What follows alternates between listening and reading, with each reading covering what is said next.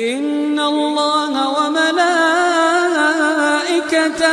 يصلون على النبي يا أيها الذين آمنوا صلوا عليه يا أيها الذين آمنوا صلوا عليه وسلموا تسليما. My name is Ramakrishna.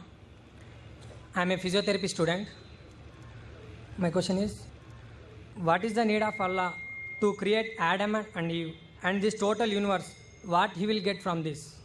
And my second question is, everything is created by someone. So even God must have been created by someone. What is the meaning of Allah? Brothers asked three questions. The first question, why did God create Adam and Eve and what was his reason to create all this world and humankind?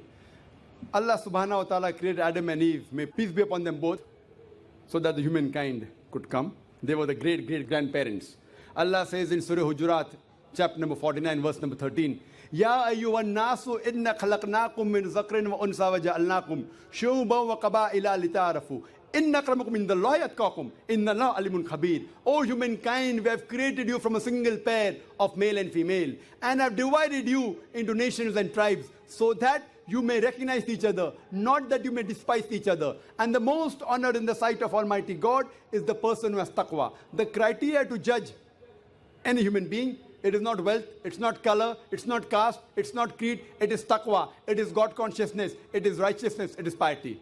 So Adam and Eve, peace be upon them both, they were our great-great-grandparents, of yours also and of mine also, all humankind. Therefore, I call you a brother. We are brothers in humanity. Allah says, Ya ayyuhan nas, O humankind. And Allah says in Surah Isra, chapter number 17, verse number 70, وَلَقَدْ كَرَّمْنَا بَنِي آدَمَ. Almighty God has honored all the children of Adam. Whether they are born in India, USA, UK, born in a Hindu family, or a Muslim family, or a Christian family, Allah says He has honored all the Bani Adam. If you are a human being, Allah has honored you. Whether your name is Zakir, Abdullah, Ramu, Shankar, if you are born as a human being, Allah has honored you. Now coming to the question, why has Almighty God created the human beings? Allah has created the human beings because Allah says this is one of His best creation. All the other creations of Allah subhanahu wa ta'ala, they obey Him. We have the angels. Whatever Almighty God says, the angels obey Him directly. They have no free will. The human being is the creation of Allah subhanahu wa ta'ala, which has a free will. We can either obey Him or disobey Him. So Allah has created such a creation. We are one of His best creation and the best of forms. But we have a choice of either obeying God or disobeying God. If we obey God, we will go to Jannah, we'll go to Swarg, we'll go to heaven. If we disobey Him, we'll go to hell, we'll go to Nark. So this is a test for the hereafter. Allah says in Surah Mulk, chapter number 67, verse number 2, Allazi khalaqal mauta wal hayata. It is Allah who has created death and life to test which of you is good in deeds. So this life is a test for the hereafter. So Allah has created the human beings, and Allah says in Surah Dhariyat, chapter number 51, verse number 56, وَمَا خَلَقْتُ الْجِنَّ وَالْإِنسَ إِلَّا لِيَعْبُدُونَ. That we have created the jinn and the men not but to worship Him. So we are supposed to worship, obey the commandment of Allah subhanahu wa ta'ala. So this is the different creation of Allah subhanahu wa ta'ala, which has the free will of even going against Allah subhanahu wa ta'ala or obeying Him. All the other things, the stars, the trees, the mountains, the Quran says they do sajda to Allah subhanahu wa ta'ala, they prostrate to Him, they obey Him. We have a free will. Now when Allah has given a free will, with the free will if we obey Him, we become higher than the angels. With the free will if we disobey Him, we become the partners of the devil. So He's created us for the test for the hereafter. Coming to your second question. Everything has a creator. Who created? God. If anyone says everything has a creator, it is a wrong statement. Every created thing has a creator. The definition of God is He is uncreated. The moment you say who created God, He's not God. The definition of God is He is uncreated. Suppose a person comes and asks you, that brother, my friend John, he was admitted in the hospital. He gave birth to a child. Can you guess, was it a girl or a boy? Can you guess? Try it out. Guess? Can't guess. Why? Can you on the microphone? Can you guess, was it a girl or a boy? Huh? See, brother John, He was admitted in the hospital. He gave birth to a child. Was it a girl or a boy? Can you guess? A 50% chance? Girl or boy? People are laughing. Why? Can you guess? Can't guess. Why? Even if you guess, can you get the answer right?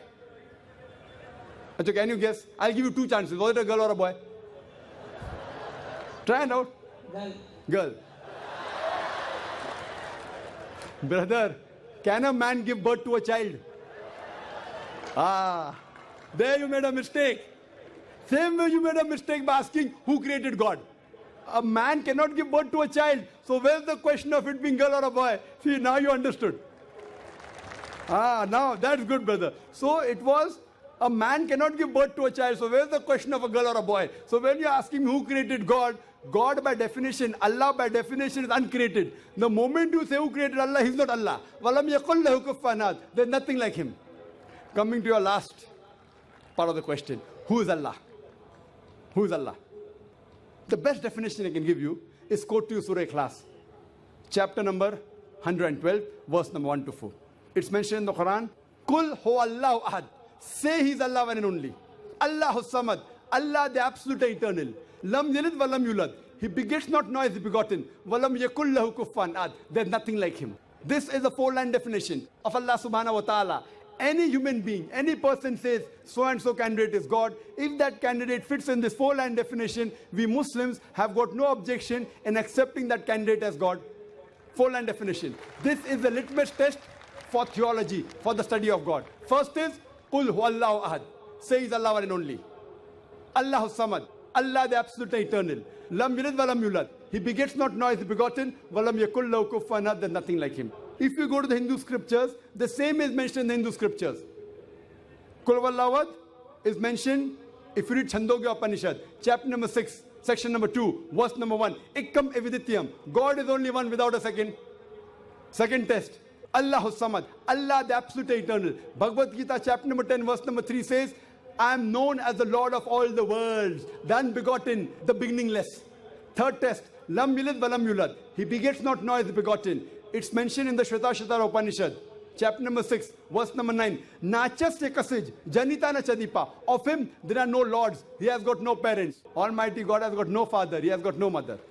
And walam yakul lahu kufuwan ahad. There's nothing like Him is mentioned in Shvetasvatara Upanishad, chapter number 4, verse number 19. And Yajurved, chapter number 32, verse number 3, where it says, Na tasya pratima asti. Of that God, there is no pratima, there is no idol, there is no image, there is no photograph, there is no sculpture. Who says that?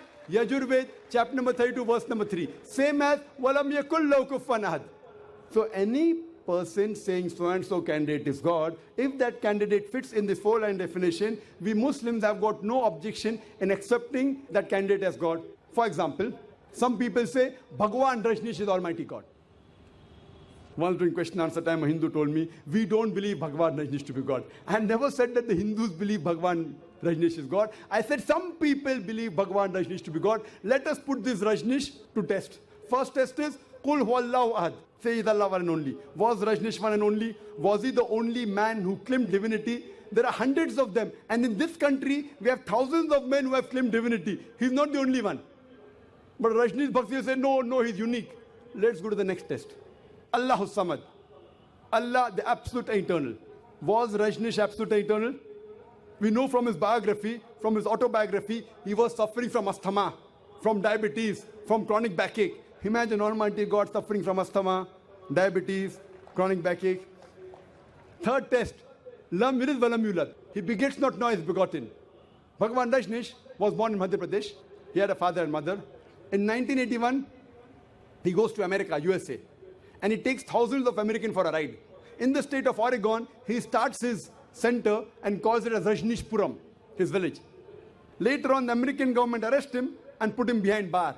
Rajneesh says, the American government slow poisoned me. Imagine Almighty God being slow poisoned.